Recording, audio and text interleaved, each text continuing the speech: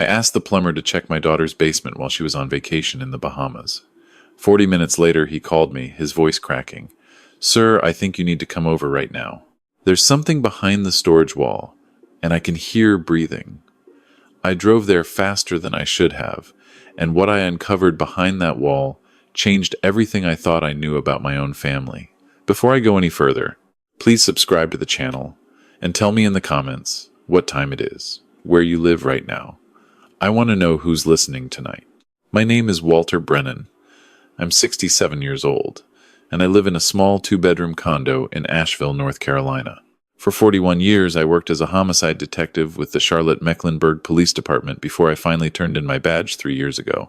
41 years of stepping into houses where the wallpaper looked normal, but the walls held secrets. 41 years of learning that the most dangerous people in the world don't look dangerous at all. They look like neighbors. They look like coworkers.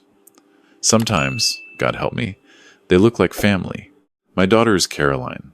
She's 38 now, a dental hygienist married to a man named Trevor Holcomb.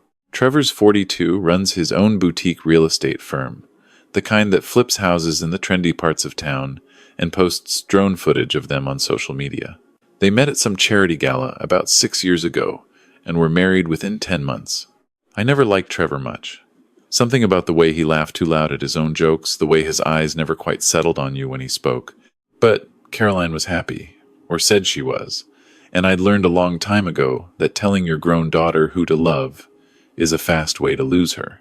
About 5 years back, I did something that, looking back, was probably foolish. I had a nice ranch house up on Sunset Ridge Road, the same house where Caroline grew up after her mother Diane passed from a stroke when Caroline was 19. The house was paid off, full of memories, and far too much space for one widower. So when Caroline mentioned she and Trevor wanted to start a family but couldn't afford anything bigger than their downtown loft, I made them an offer. They could live in the Sunset Ridge house, rent-free, as long as they took care of it. I kept the deed in my name. Old detective habit. You always want a fallback plan when you don't fully trust the room you're standing in. Trevor had pumped my hand and called me the best father-in-law a man could ask for. Caroline had cried and hugged me. They moved in within a month. For the first year, things were fine. Sunday dinners, birthday parties. Caroline would call me on Wednesday evenings, just to talk about her week. Then it slowed down. Then it stopped almost entirely. The Sunday dinners became monthly, then quarterly, then nothing. Caroline would text instead of call. Trevor stopped answering when I rang. I'd drive past the house sometimes, late at night when sleep wouldn't come, and just look at the lights in the windows from across the street, like some kind of ghost. 2 years ago, my wife Diane's sister, Margaret, passed away. Caroline didn't come to the funeral. Said she had a work conference she couldn't get out of. I checked later. There was no conference. That was the day something inside me went cold and quiet about my daughter. Not angry, just careful. The way I used to feel walking into a crime scene where everything looked clean but smelled wrong. So when my phone rang on the morning of August 14th and I saw Caroline's name on the screen, I'll admit my first thought was, what does she want? "Hi, Daddy." Her voice was bright. Too bright, the way she used to sound as a teenager when she'd done something she shouldn't have. "How are you?" "I'm fine, sweetheart. Everything all right?" "Of course."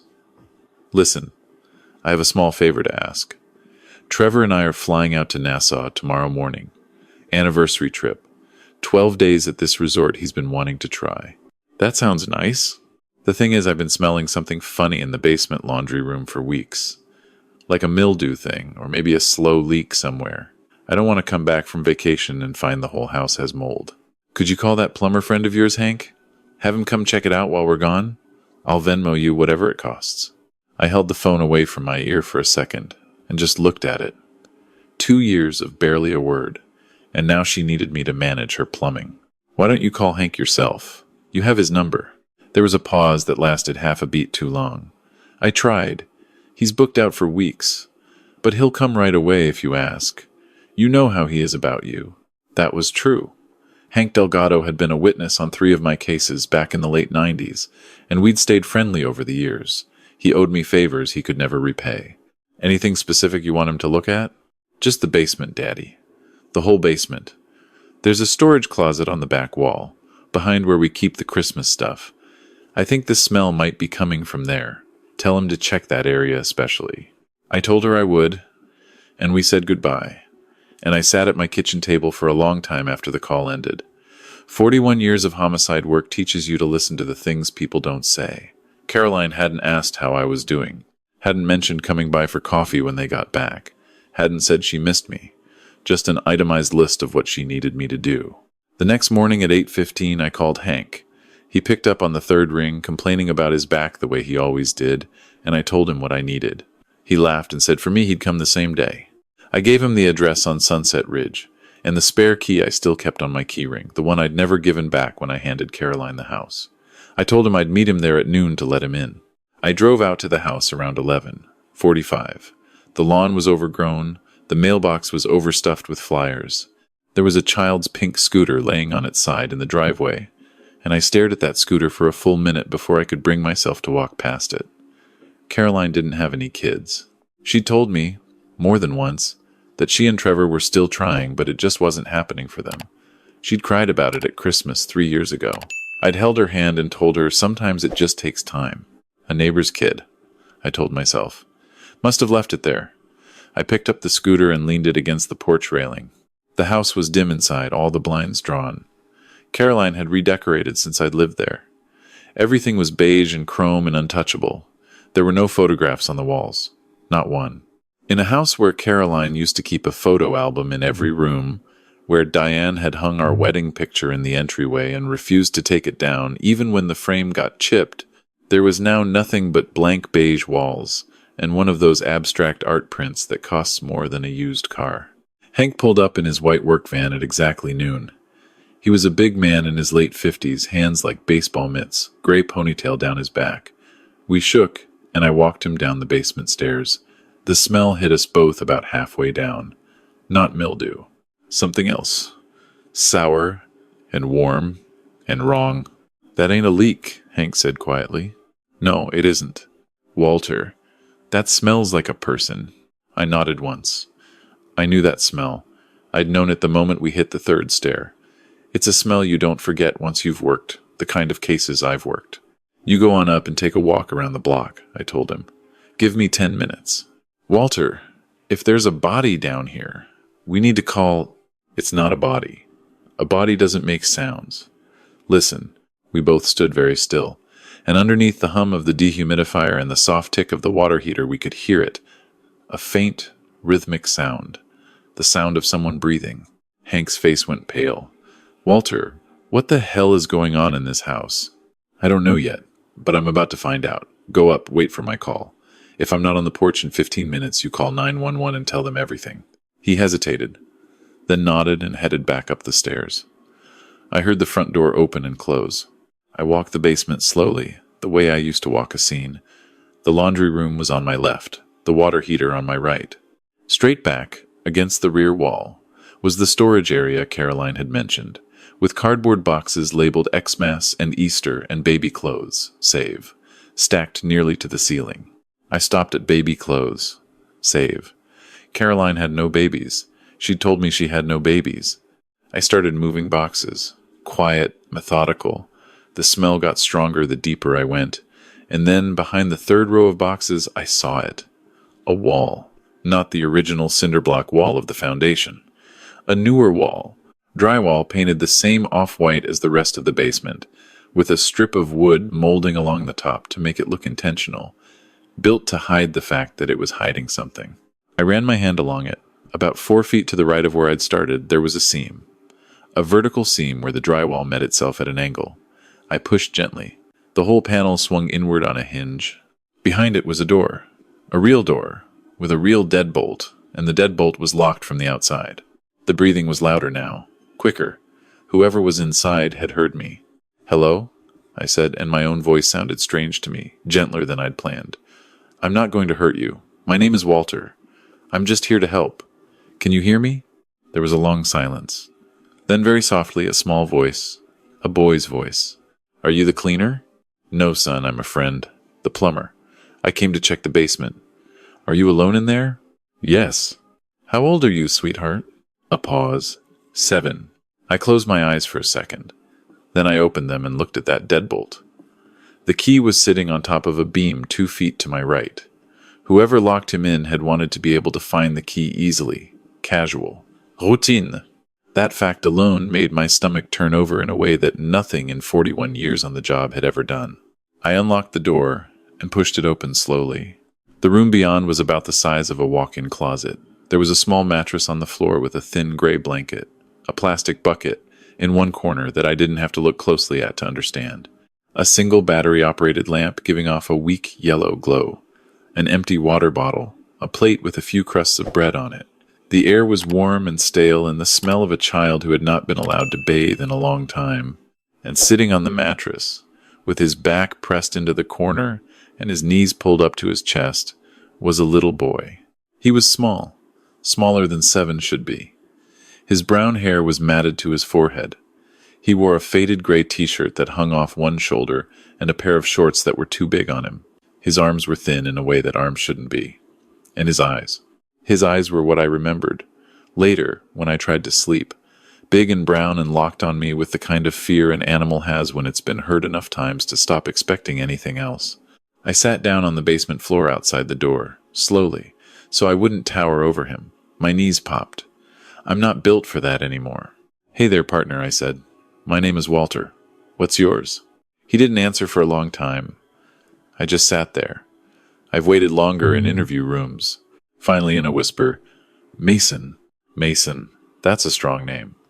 "Mason? Do you know whose house this is?" He nodded slowly. "Auntie Caroline and Uncle Trevor." The word auntie dropped into my chest like a stone. "Mason, who's your mommy?" His eyes filled up, but he didn't make a sound. Kids who've been taught not to cry don't cry. They just leak. "Mommy went to heaven. A long time ago. Daddy was driving and the car went off the road. I was in the back. They said the angels caught me, but not Mommy and Daddy." "How long have you been living in this room, Mason?" He thought about it, his small face screwing up in concentration. Time isn't a real thing for a kid who lives in a closet with a lamp. It was hot when I came, and then it was cold for Christmas, and then it was hot again, and now it's hot again. 2 summers. He'd been down here for almost 2 years. I had to stand up and walk a few feet away because my hands were shaking and I didn't want him to see it. When I came back, I crouched down again and held out my hand, palm up. The way you offer your hand to a dog who isn't sure of you yet. "Mason, I want to tell you something true. I'm your grandpa. Your daddy was my nephew. His mama Mary was my sister. Your daddy used to come to my house when he was a little boy, and we'd build model airplanes together. Did you know that?" His eyes widened. "I have a grandpa?" "You do. You have me. And we're going to walk up out of this basement together right now, and you're never coming back down here again. Is that okay?" He didn't move. He looked at me like he was waiting for the trick. "Auntie Caroline said if I came out, the bad people would take me and put me in a cage where there's no light at all. She said this is the safest place. She said she was protecting me." I had to swallow twice before I could speak. "Mason, Auntie Caroline lied. The cage is right here, and we're walking out of it." I held out both hands. He looked at them for a long time. Then very slowly he uncurled himself from the corner and crawled forward and put his small hand into mine. I picked him up. He weighed almost nothing, like a bird. He pressed his face into my shoulder and didn't make a sound, but I could feel him shaking against my chest. I carried him up the basement stairs and out the front door, into the August sunlight. Hank was sitting on the porch step. When he saw what I was carrying, he stood up so fast he nearly fell. Sweet Jesus. "Call 911, I said. "Tell them we need an ambulance, Child Protective Services, and a uniformed officer. Tell them a kidnapping. Tell them I'll explain when they get here." Hank pulled out his phone.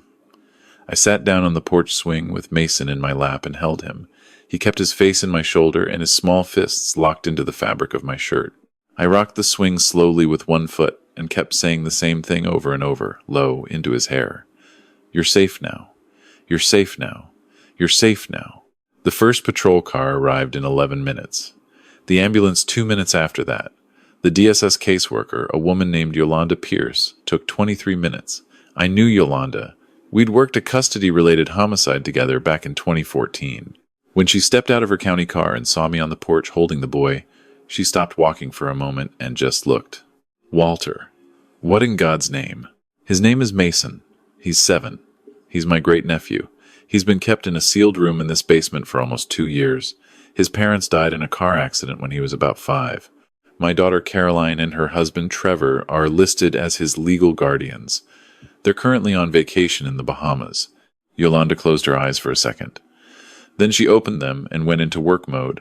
Let's get him to the hospital first. We'll do everything else from there. I rode in the ambulance with him. He wouldn't let go of my hand. They had to start an IV with my left hand still gripped in his right.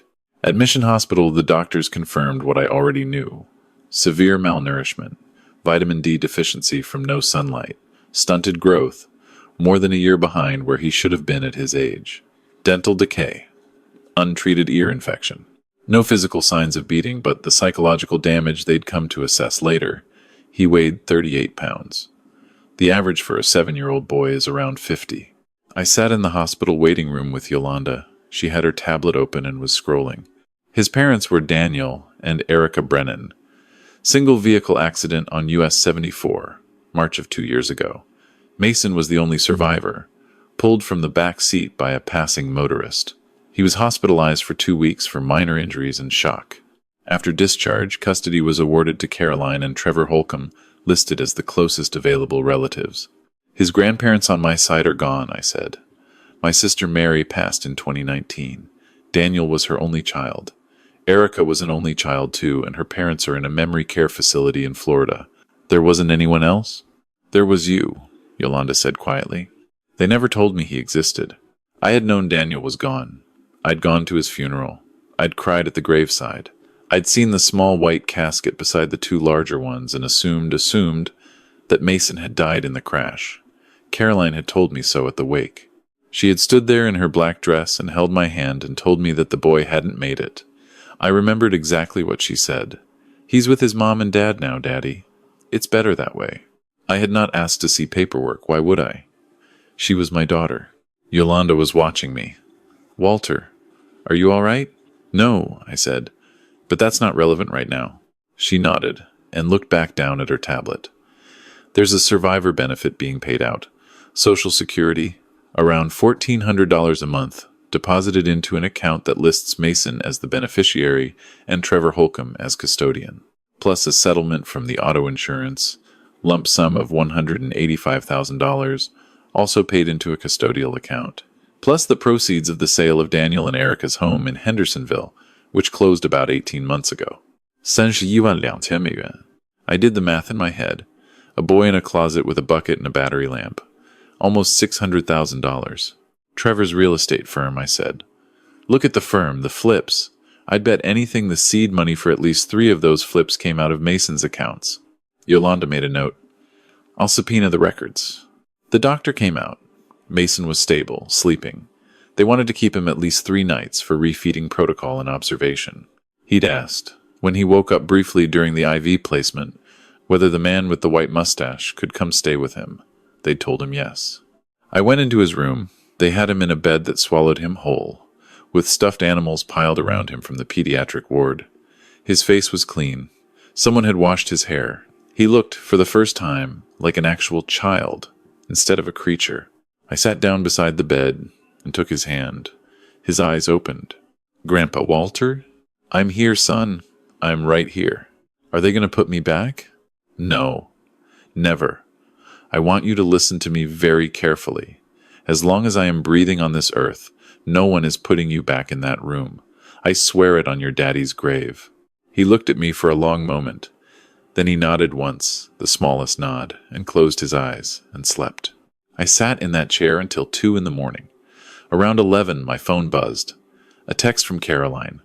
Daddy, did Hank go to the house? Everything okay? Followed by a smiley face. I did not reply. At 3 a.m., I drove home, made a pot of coffee, and pulled my old case file box out of the closet. I sat at the kitchen table with my laptop and a yellow legal pad and started doing what I had done for 41 years. I started building a case. By 6 a.m., I had a timeline. By 8, I had a list of subpoenas Yolanda would need to file. By 9, I had an appointment scheduled with a family law attorney in downtown Asheville named Rebecca Whitman, recommended to me by a former DA I'd worked with. By 10, I had filed an emergency petition for kinship guardianship. By noon, I had personally driven to the Buncombe County Sheriff's Office and filed a statement detailing everything I knew about the imprisonment of a minor child by his legal guardians. Rebecca Whitman was 51, sharp as a steel trap, with reading glasses on a chain around her neck. She read through my materials in her office while I sat across from her and drank bad coffee. Mr. Brennan, I've been doing family law for 26 years, and I have rarely seen a case this clean. You have eyewitness discovery, you have medical evidence of prolonged neglect, you have a financial trail, you have a closed and locked room with a key kept outside, and you have 2 guardians who are currently sitting on a beach, completely unaware that their lives are over. What's our path? 3 tracks, simultaneously. First, immediate emergency guardianship for you. That's already in motion, and we'll have a hearing within 72 hours. Second, termination of their guardian rights, which I expect will get without much fight, given the evidence. Third, criminal referral. Felony child abuse, false imprisonment of a minor, and given what you suspect about the funds, possibly fraud, embezzlement, and exploitation of a minor for financial gain. The DA's office handles that, but I'll personally walk the file over. How long does that boy ever have to see them again? If we do this right, never. Not once. Not even at sentencing. My retainer? 10,000. Hourly's 375. But, Mr. Brennan, listen to me. There are funds in that boy's name that were stolen from him. Part of what we're going to do is recover them. You won't be paying for this case in the end. They will. I wrote her a check. That evening I drove back to the hospital. Mason was awake, sitting up, eating applesauce out of a plastic cup. When he saw me in the doorway, he smiled. The first smile, it was small and uncertain, and it broke me wide open. Grandpa Walter. The nurse let me have 2. 2 whole applesauces? Big spender. He giggled. He actually giggled. I had to turn around and look out the window for a second. I sat with him through dinner. They brought him chicken and rice and steamed carrots, and he ate slowly, carefully, like every bite might be his last. The nurses had warned me about that. Refeeding syndrome. They were monitoring him carefully. He could only have small portions for the first week or so. When he was done, he asked me very quietly, "Do you have a house, Grandpa Walter?" "I have a small one. Just a condo. 2 bedrooms. It's not very fancy." "Is there a window?" "Lots of windows. There's one in the 2nd bedroom that looks out at a bird feeder. I can see cardinals every morning. Could I see it sometime?" Mason. "That 2nd bedroom is going to be yours, starting the day you leave this hospital, for as long as you want." He didn't say anything to that. He just reached out his small hand, and I held it. The next morning, my phone rang at 6:47, a number I didn't recognize. I let it go to voicemail. It rang again immediately. I answered. "Daddy," Caroline's voice, and I could hear tears in it, and I could hear panic, and underneath both of those I could hear something I'd been trained to hear over 4 decades of interrogations. Calculation. "Hello, Caroline." "Daddy," the police called. They said something about Mason. "Daddy, what's happening? I don't understand. What did Hank do? Oh my God." "Caroline, stop talking." She stopped.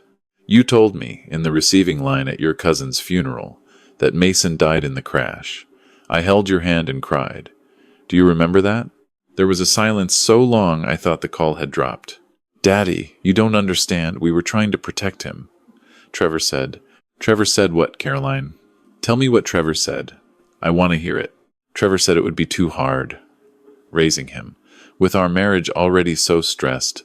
And the money was supposed to go into a trust, but Trevor said we needed it for the business, and Mason wouldn't even know. He was so little. We were going to tell him eventually."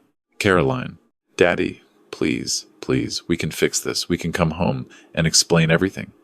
We love Mason. You have to believe me. We love him." "Caroline, I am going to tell you something.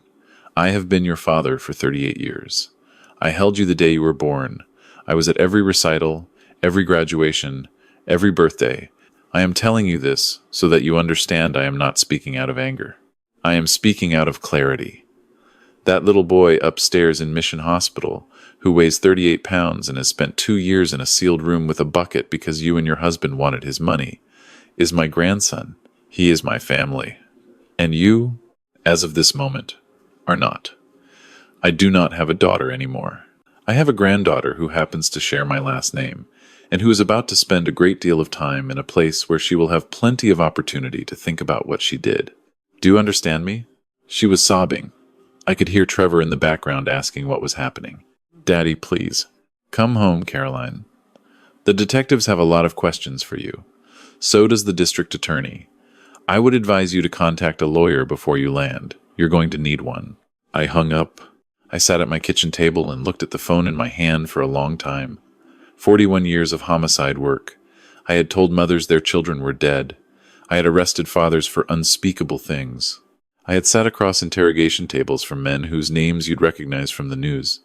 And I had never, in all that time, said anything that hurt the way that conversation hurt. But I would say it again. I would say it 100 times. Because somewhere in a hospital bed across town, a 7-year-old boy was finishing his second applesauce and asking about a bird feeder, and he was going to live the rest of his life without ever stepping foot in that basement again. Whatever it cost me, whatever it cost her, that was the trade I was willing to make. I picked up the phone again and called Rebecca Whitman. They're flying back today, I told her. Caroline just called. She's going to try to spin this as a misunderstanding. She's going to cry on a witness stand. She's going to bring up that her mother died when she was 19 and try to say the trauma of losing me would destroy her. Let her try, Mr. Brennan. Get the financial records first. Before she lands, I want her attorney to walk into the first meeting already knowing it's over. Already submitted to the bank. Should have them by end of day. I hung up, and I drove back to the hospital. And I sat with Mason while he watched a cartoon about a small blue dog, and I held his hand, and I thought about the long road ahead. There would be hearings. There would be a trial, eventually. There would be late-night phone calls and crying and the slow, painful work of teaching a child that a closed door doesn't have to mean a locked one. I was 67 years old.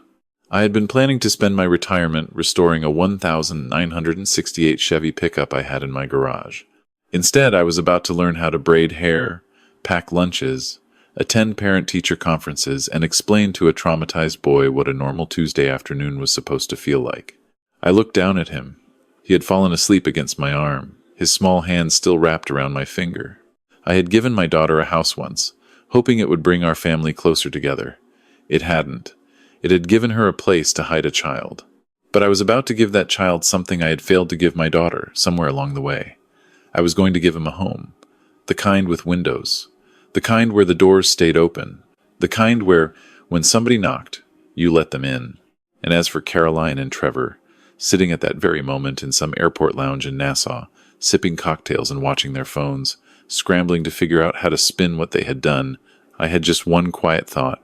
Sitting there in the soft beep of the hospital, monitors with my grandson asleep against my shoulder. They had hidden a child from a 4-1-year homicide detective, and they had asked that detective to send a plumber. The plane hadn't even taken off yet, and they had already lost.